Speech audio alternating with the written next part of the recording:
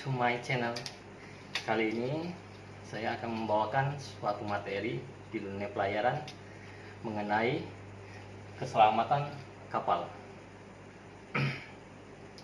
Jadi, apa itu keselamatan kapal?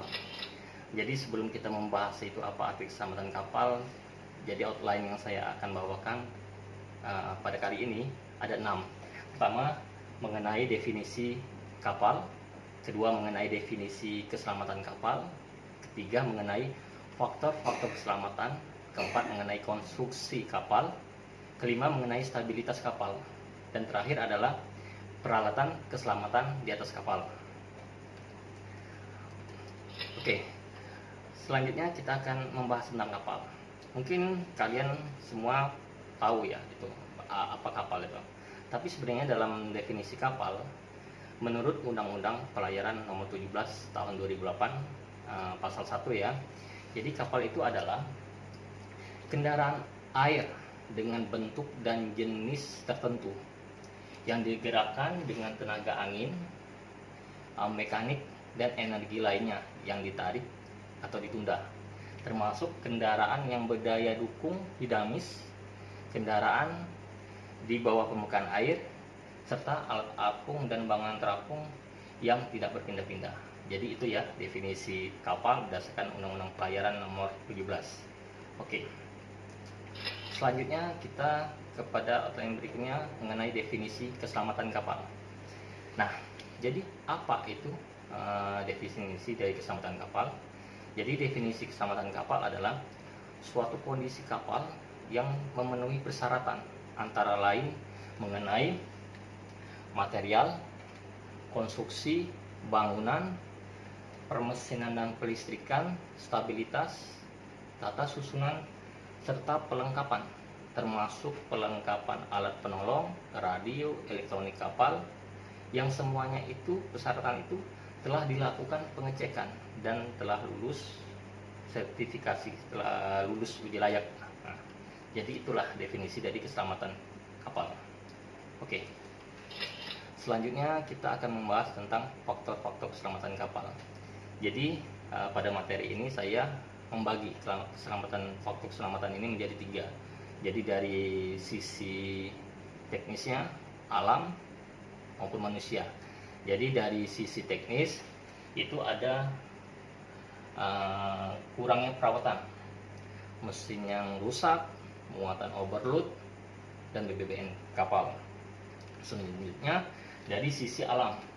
Jadi dari sisi alam ini dari cuaca. Dari cuaca ini misalnya angin, ombak, arus badai, terus medan lintasan. Jadi medan ini maksudnya medan ini dangkal atau sedimentasi yang tinggi, yang batu karang. Selanjutnya adalah petir. Nah, petir ini menyebabkan juga keselamatan kapal itu bisa terganggu. Selanjutnya ada gempa, sampah, nah ada tanaman eceng gondok. Jadi ini bisa juga menyebabkan terganggunya kapal dalam belayar, terutama di sungai-sungai ya. Nah, selanjutnya manusia. Jadi faktor manusia ini juga menentukan keselamatan dari suatu kapal. Jadi manusia ini misalnya nakoda, ABK itu sendiri yang teledor. Yang kedua adalah penumpang yang tingkat kesadarannya tentang keselamatan kurang, dan selanjutnya adalah sabotase. Oke, selanjutnya kita akan mengenai konstruksi kapal. Nah, jadi konstruksi kapal ini adalah merupakan suatu proses bangunan kapal di galangan yang dimulai dari tahapan awal, yaitu tahapan desain kapal. Nah, dalam sistem konstruksi kapal ini terbagi menjadi 3. Jadi sistem konstruksi secara memanjang atau membujur, sistem konstruksi secara melintang, dan sistem konstruksi campuran. Nah, selanjutnya bagian dari konstruksi kapal. Jadi bagian dari konstruksi kapal ini terdiri dari 3. Jadi konstruksi bagian dasar alasnya. Kedua adalah sisi lambungnya. Ini sisi lambungnya. Dan selanjutnya adalah konstruksi geladaknya. Nah, itulah dari sedikit tentang konstruksi kapal. Nanti saya akan membicara pada materi yang lain yang lebih komplit lagi ya. Oke, selanjutnya kita membahas tentang masalah stabilitas kapal. Jadi, apa sih arti dari stabilitas kapal itu? Jadi, stabilitas kapal itu adalah keseimbangan kapal pada saat diapungkan. Pada saat diapungkan, jadi tidak miring ke kiri atau ke kanan. Demikian pula pada saat kapal itu berlayar di lautan. Jadi pada saat kapal berlayar di lautan, dia tidak oleng ke kanan atau ke kiri. Kapal itu dapat oleng ke kanan ke kiri, tapi dia bisa berdiri tegak kembali. Jadi gitu. Nah, jadi sebuah stabilitas kapal ini apabila kita gambarkan seperti pada layar berikut ini, dia memiliki ada 3 titik yang sangat penting, yaitu M. M ini metasentris kapal. G ini titik pusat apung kapal, titik pusat gravitasi kapal, G ini. Yang ke B adalah titik pusat apung kapal, yang B ini gravitasi, metasentris, dan B titik pusat apung kapal. Nah, stabilitas kapal ini sebenarnya terbagi menjadi 2, stabilitas statis, stabilitas dinamis. Jadi stabilitas statis ini adalah stabilitas kapal saat keadaan diam atau berlayar di lautan yang tenang, itu statis. Sedangkan dinamis ini adalah peruntukan bagi kapal yang sedang berlayar di lautan oleng atau mengangguk gitu. Jadi benefit statis dan dinamis ya, stabilitas itu ya. Oke. Selanjutnya kita akan membahas tentang peralatan keselamatan di kapal. Jadi peralatan keselamatan di kapal ini ada peralatan keselamatan jiwa, life saving equipment, jiwa. Yang kedua adalah perlengkapan navigasi. Yang ketiga adalah perlengkapan pemadam kebakaran. Yang keempat adalah perlengkapan pencegahan pencemaran. Dan yang terakhir adalah perlengkapan medis. Oke. Selanjutnya adalah, kita melihat perlengkapan keselamatan jiwa ya, keselamatan jiwa di atas kapal. Jadi untuk medis yang lain-lain nanti saya akan bahas pada kesempatan yang lain ya. Oke, peralatan keselamatan jiwa di atas kapal ini ada beberapa macam. Jadi menurut SOLAS ada beberapa hal. Pertama, skoci. Ini skoci. Jadi skoci ini ada definisinya adalah perahu penyelamat ya,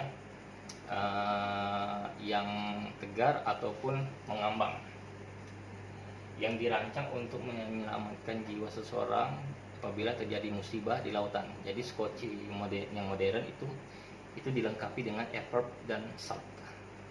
Jadi jenis-jenis skoci itu ada 3. Pertama, lifeboat atau skoci penolong ini. Yang kedua adalah life raft. Jadi life raft rakit penolong. Jadi dalam seperti tabung bundar ini. Jadi apabila dia jatuh ke air, dia akan mengembang. Ya, dan terakhirnya adalah skoci penyelamat, rescue boat. Oke. Yang kedua adalah pelampung, lifebuoy. Jadi lifebuoy yang berbentuk cincin kuning ini ya, itu seperti ban ini, itu menolong orang yang apabila jatuh ke laut. Jadi warnanya dibuat orange untuk warna yang lebih cerah ya. Selanjutnya yang ketiga adalah life jacket ya, life jacket atau jaket penolong.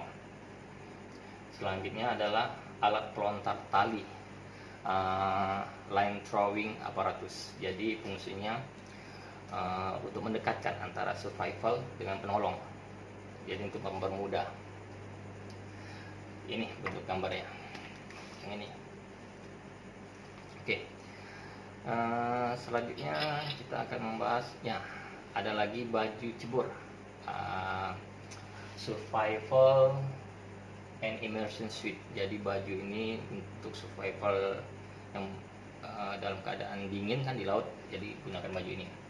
Oke, selanjutnya adalah isyarat asap, pyroteknis istilahnya. Jadi isyarat asap ini untuk siang dan malam berbeda. Jadi untuk malam siang hari itu ada asap apung, buoyancy smoke signal.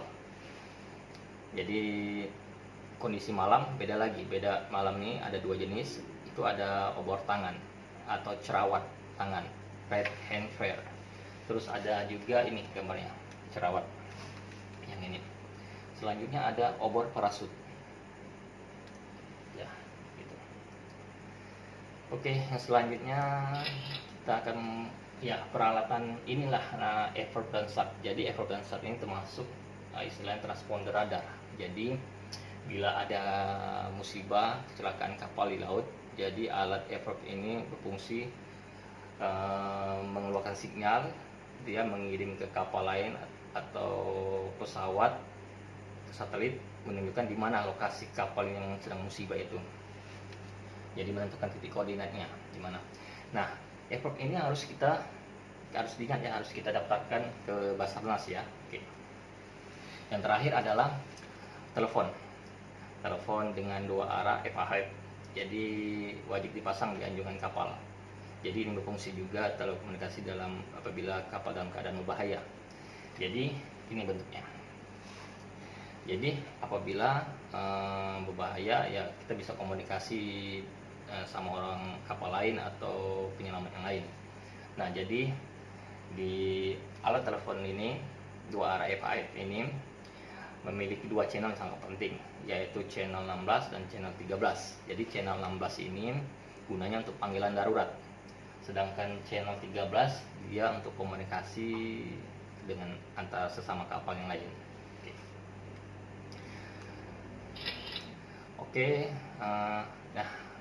sepertinya materi kita udah selesai nih. Kalau ini adalah daftar riwayat saya sendiri, nama, pangkat golongan, tanggal lahir, dan ini pendidikan saya mulai dari D3 sampai pendidikan S2. Dan ini nama-nama BIMTEK dan Diklat yang pernah saya ikuti. Salah satunya adalah kelaikan kapal sungai dan laut penyeberangan dan teknis awal dasar-dasar kesabandaran. Oke guys, saya ucapkan terima kasih ya atas perhatiannya, dan saya harapkan dukungannya ya. Jangan lupa di subscribe, loncengnya diaktifkan, dan jangan lupa komennya juga ya. Saya harap komen yang positif ya. Oke, sampai jumpa di lain kesempatan. Ketemu lagi dengan saya, Rian. Assalamualaikum warahmatullahi wabarakatuh.